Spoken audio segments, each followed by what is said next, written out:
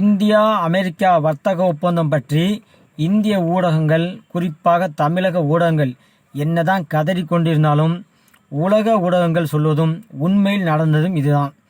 அதாவது இந்தியாவினை சில காரணங்களுக்காக ட்ரம்ப் மிரட்டி பார்த்தாலும் இந்தியா அசரவில்லை. கடந்த ஆகஸ்ட் மாதம் 50% வரி என இந்தியாவுக்கு விதித்த அமெரிக்கா அதன் எதிர்வினை அல்லது இந்த கெடுபிடியால் இந்தியாவின் நகர்வு எப்படி இருக்கும் என சோதித்தது. அல்லது இந்தியா இதற்கு அஞ்சி தன்னிடம் வரும் என எதிர்பார்த்தது அமெரிக்கா. இந்தியா வளரும் மிகப்பெரிய பொருளாதார நாடு. இதனால் பெரும் சவாலை எடுக்க மாட்டார்கள். சீனாவோடு அவர்களால் நெருங்க முடியாது. அதனால் அமெரிக்கா ஒன்றே கதி என வருவார்கள் என்பதெல்லாம் அமெரிக்கா போட்ட கணக்காக இருந்தது.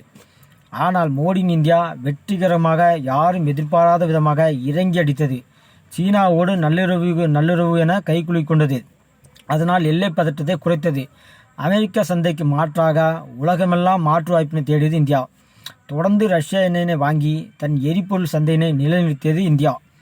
அமெரிக்கா வரி பாதிக்காத வண்ணம் தொடர்ந்து பயணித்த இந்தியா ஒரு கட்டத்தில் ஐரோப்பிய யூனியனுடன் தடையற்ற வர்த்தகம் நிலைக்கு செல்ல அமெரிக்கா அதிர்ந்தது. உலகின் சக்தி வாய்ந்த பொருளாதார கேந்திரம் ஐரோப்பிய யூனியனும் அதுவும் இந்தியாவும் ஒன்று சேருவது தனக்கு மிகப்பெரிய ஆபத்து. அதாவது யூரோவும் ரூபாயும் சேர்ந்து இயங்கினால் டாலர் சரியும், இன்னும் பல வாய்ப்பு இழக்கப்படும் என்பதை உணர்ந்த அமெரிக்கா ஓடி வந்து இந்தியாவின் கையினை பிடித்து குலுக்கி கொண்டது இப்போது. அதாவது பெரிய மனிதன் அடிப்பட்டால் வெளியே சொல்ல மாட்டான் என்பது போல இந்த ஒப்பந்தம் இந்தியாவுக்கு சாதகமாக முடிந்துள்ளது. அமெரிக்காவின் எந்த நிர்பந்தத்துக்கும் இந்தியா பணியவில்லை. இறங்கி வந்தது அமெரிக்கா தான். அதாவது ரஷ்யா எண்ணெயினை இந்தியா இனி வாங்காது என ட்ரம்ப் சொல்லி கொண்டிருக்கலாம். வேணாம், இந்தியா அதை பற்றி வாயை திறக்கவே, நாங்கள் இனிமேல் வாங்க மாட்டோம் அப்படின்னு எதுவுமே சொல்லலை. அதான் ரஷ்யா எண்ணெய் இறக்குமதி தொடர்தான் செய்யும்.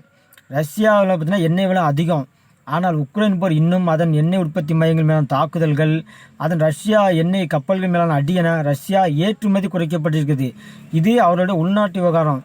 இப்படியான நிலையில் இந்தியாவுக்கு அதிகமான எண்ணெய் தேவை. அதற்கு அது உலகில் எல்லா நாடுகளிலும் அவர் வாங்கிட்டு தான் இருக்காங்க. எரிபொருளோ இராணுவ கருவியோ தொழில்நுட்பமோ முழுக்க எந்த ஒரு நாட்டை சார்ந்திருக்கக்கூடாது என்பது இந்திய அரசின் கொள்கை. அதை சரியாக பின்பற்றுகிறது இந்தியா.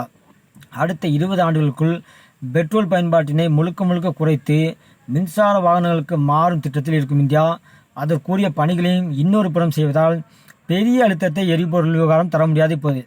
இப்போது ரஷ்யா எண்ணெய் வரும் நிலையில், உலகமெல்லாம் இருந்து எண்ணெய் வரும் நிலையில், அமெரிக்கா வெனிசுலாவின் எண்ணெயும் தருவோம் என கூறும் நிலையில் இன்னொரு பெரும் எண்ணெய் வளம் நாடும் காட்சிக்குள் வருகிறது. அதுதான் கனடா. கனடாவில் பார்த்தீங்கன்னா எண்ணெய் வளம் பெரியது. அப்படியே யுரேனியம் உள்ளிட்ட அணுசக்திக்கான ஏற்றுமதியும் பெரியது.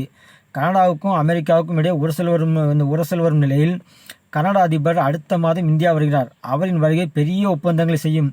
இது இந்தியாவுக்கு இன்னும் பலனளிக்கும். சுருக்கமாக சொன்னால், உங்களுக்கு அவசியம் என்றால் நாங்கள் சொன்னபடி ஒப்பந்தம் செய்யலாம், இல்லை எங்களுக்கு உலகில் மாற்று வழிகள் உண்டு என அமெரிக்காவிடம் மிக சரியாக தைரியமாக சொல்லி அவர்களை இறங்கி வர வைத்திருக்கிறது இந்தியா.